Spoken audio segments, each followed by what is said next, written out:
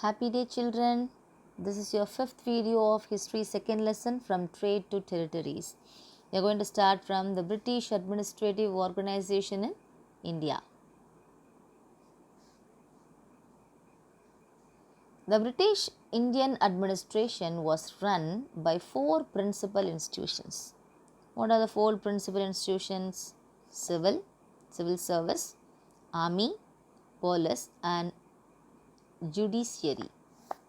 Okay. We'll see one by one.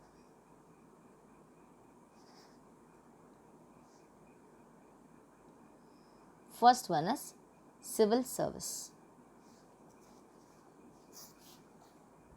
Civil service. The term civil service was used for the first time by the East India Company to distinguish its civilian employee from their military counterparts. So, English East India Company, they used this word, this term, okay, for the first time in order to distinguish the civilian employees from their military counterparts, translating law into action. Translating law into action and collecting revenue were the main jobs of the civil service. So, what are the civil service job? They have to translate law into action. So, law should be implemented as an action and they need to collect revenue. Revenue is nothing but income. Okay, revenue, collect revenue, and that was the main job of civil servants.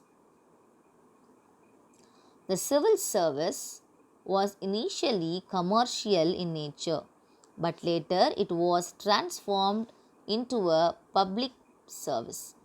So, initially it was commercial in nature, but later they transformed into public service.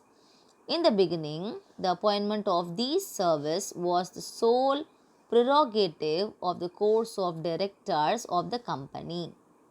But the nominated civil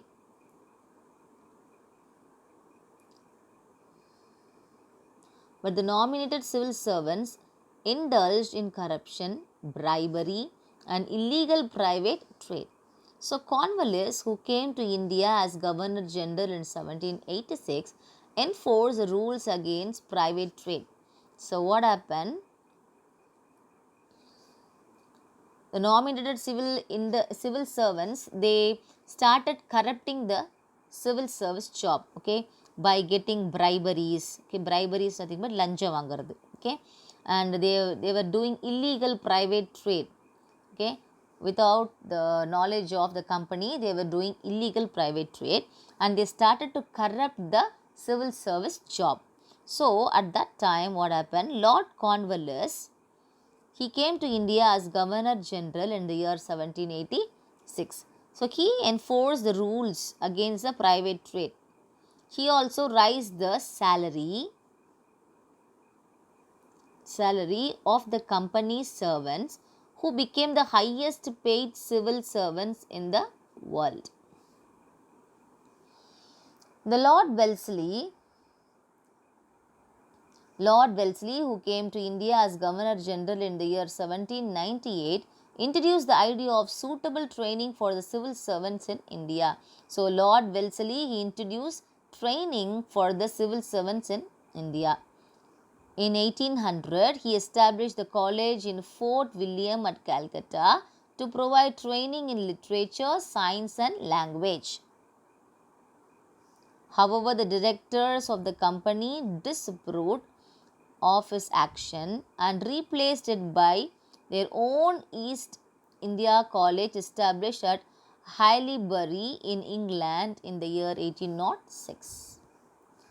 Next, the idea of competition for recruitment was introduced first by Charter Act 1833.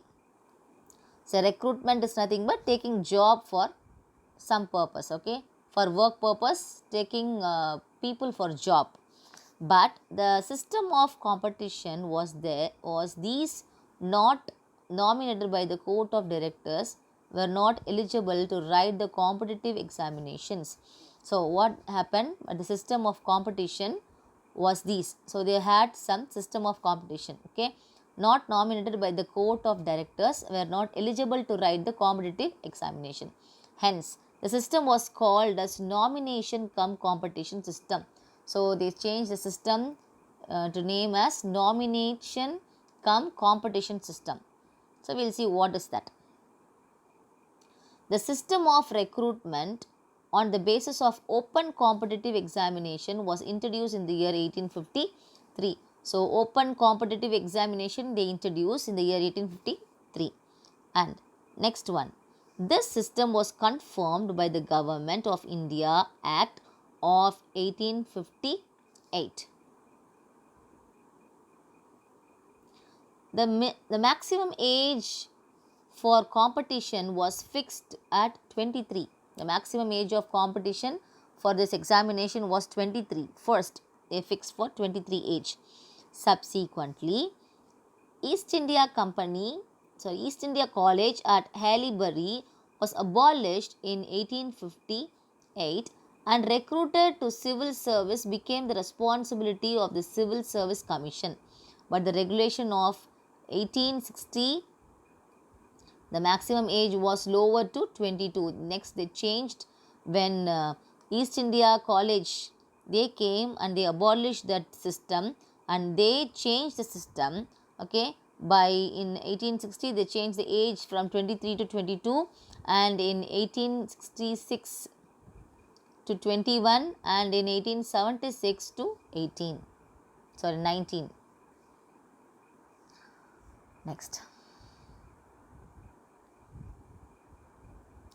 the Indian Civil Service Act of 1861, passed by the British Parliament, exclusively reserved certain categories of high executive and judicial posts for the covenanted civil service, which was later designated as the Indian Civil Service.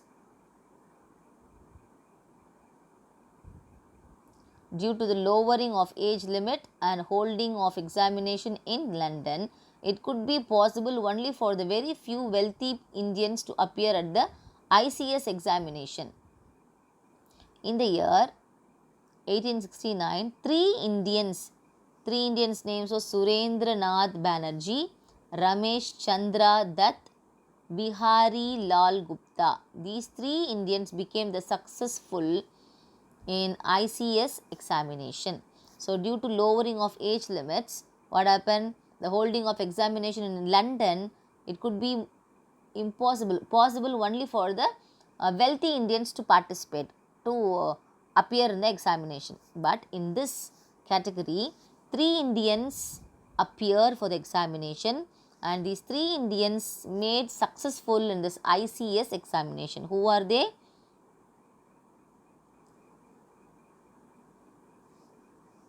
Surendra Nath Banerjee, Ramesh Chandra Dutt, Bihari Lal Gupta. So, picture Surendra Nath Banerjee picture. Next, Ramesh Chandra Dutt. Three Indians passed ICS examination in 1869. Next, this is a single picture only. They have given two here. Bihari Lal Gupta. I don't know why they have given two. Bihari Lal Gupta. Next, do you know Satyendra Nath Tagore? Satyendra Nath Tagore, the elder brother of poet Rabindranath Tagore. So, poet Rabindranath Tagore's elder brother name was Satyendra Nath Tagore. He was the first Indian to pass the ICS examination in the year 1863. This is for your information. And this is the picture of Satyendra Nath Tagore. Satyendra Nath Tagore, okay, first Indian civil servant. So, he is the elder brother of Rabindranath Tagore. Next, later on, The Indians demanded to increase the age limit and to establish center for examination in India instead of England. So previously East India College, they made the examination to be held in England, okay, but all the Indians cannot able to go there for the examination. So what happened, the Indians, they demanded to increase the age limit, so they decreased the age limit till 19, right? So the Indians, they wanted to increase the age limit and they wanted to establish a examination center in India instead of going to England. In 1892, the minimum age limit for appearing for the civil service examination was raised to 21. So in 1892, the minimum age limit for appearing for this exam, civil service exam, was raised to 21 and maximum to 23.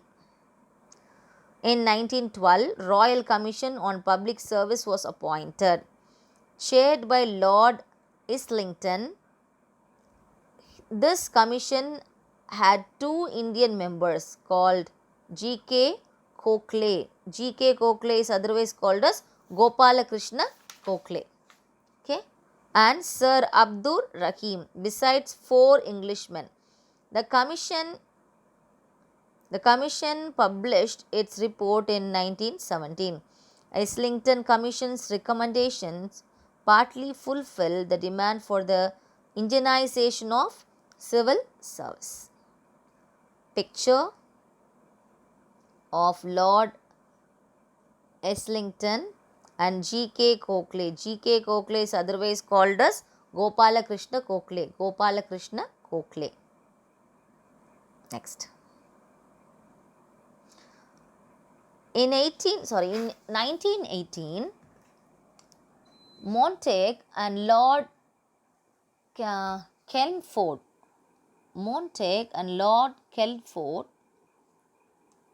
recommended that 33% Indian should be recruited in Indian civil service and gradually the number should be increased. So the two persons named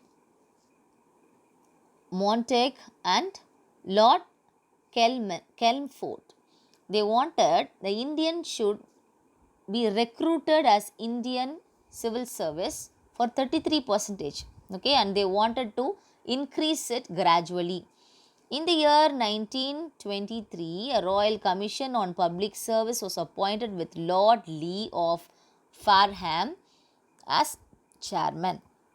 The commission recommended that recruitment to all Indian service like the Indian Civil Service, the Indian Police Service and the Indian Forest Service should be made and controlled by the Secretary of State for India. The Lee Commission recommended the immediate establishment of the Public Service Commission. So, a picture of Lord Chelmsford and Lord Lee of Fareham.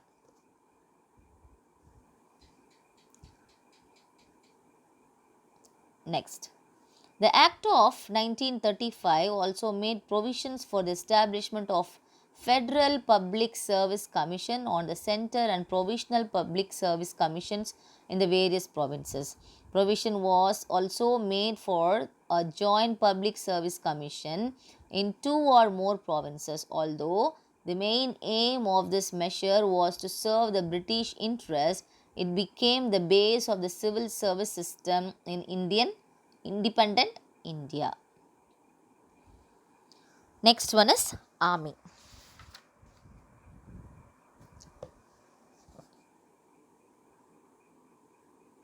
The Army was the second important pillar of the British administration in India. The East India Company started recruiting its own army, which came to be known as Sepoy, from Sipahi or soldier army. So the army was the second important pillar for British administration in India, okay, and East India Company, they started to recruit own army, okay, which came to be known as Sepoy. Sepoy is otherwise called a Sipahi or soldier, okay. That Sipahi army was trained and disciplined according to European military military standards and was commanded by European officers in the battlefield. So these sepoys army was given well trained with disciplined, and according to European military standard, the commander of European officers were in the battlefield. They were given training, okay, for that.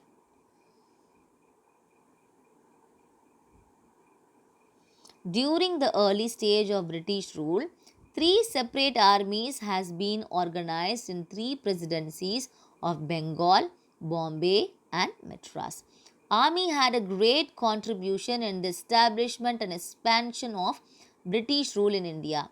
Indian soldiers were given less salaries and allowances than English soldiers. So, Indian soldiers were given only less salaries when compared to English soldiers.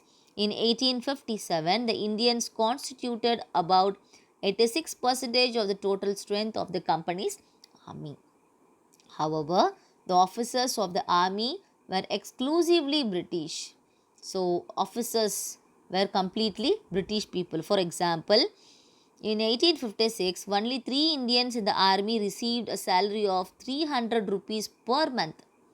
The highest rank an Indian could ever reach was that of a Subedar. Subedar is nothing but soldier. Okay, Subedar is soldier. Next, coming to strength of British army.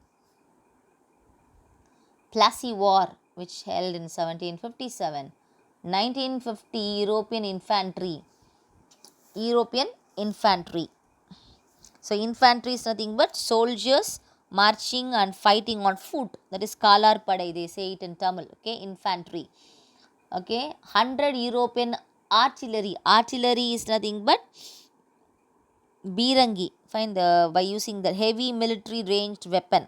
So, in Tamil they say artillery as Birangi. Fine. Okay, and the English 50 English soldiers and 2,100 Indian sepoys. An English army of 6,000 troops was maintained in Bengal. So, we are seeing the strength of British army. Okay, in 1857, the strength of the army in India was 3,11,400, of whom 2,65,900 were Indians. Its officers were British. Next, after the revolt of 1857, the important changes were made in the Indian army service in the year 1858. They increased British troops and reduced Indian troops. They wanted to reduce Indians. Okay, so they started to increase what? British troops. Also, only English were appointed in artillery. Only English people were appointed in the artillery work. And next, coming to police. So, we have completed what? Civil service, army. So, next remaining us police and judiciary. Okay, we will see. Police. When the East India Company took over the Diwani in 1765, so Diwani is nothing but revenue administration of Mughal Empire. Diwani. Diwani is nothing but revenue administration of Mughal Empire.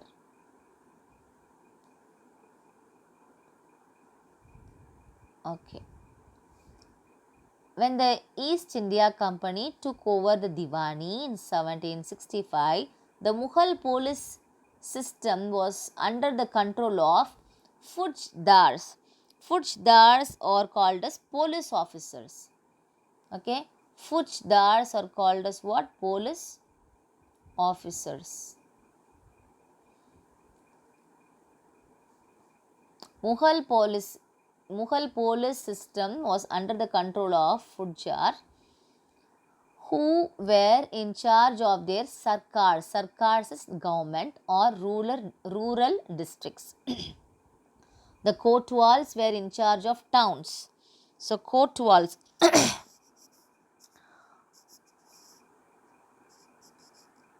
or called as Kotwal is a title used in medieval India for the leader of a major town. So Kotwal we can take as a leader of major town. Okay, the Kotwal were in charge of in charge of towns, while the village watchmen were paid and controlled by the zamindars. Next one.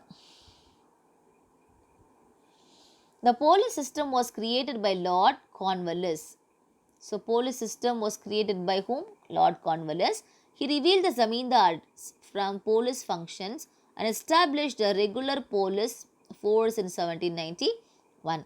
Cornwallis established a system of circle or thinas, each headed by a daroga. Daroga is nothing but inspector. Inspector. Daroga is called as inspector. Okay. Thinas is called as police station. Thinas is called as police station. Okay. Next. Cornwallis established a system called circles or thinas and headed by a daroga. So he started a police station and he appointed a daroga inspector in that police station. Okay. The authority of the daroga extended to village watchmen who performed the police duties in the village. So what is the authority of the daroga? What is the authority of the inspector? Extended to village watchmen who performed the police duties in the village. The hereditary village police became chowkidars. So hereditary village police, okay, they became as a chowkidars, otherwise called as policemen or police workstation. Okay. In the big cities, the old office of Kotwal was, however, continued and daroga was appointed to each of the wards of a city. The daroga system was extended to Madras in 1802.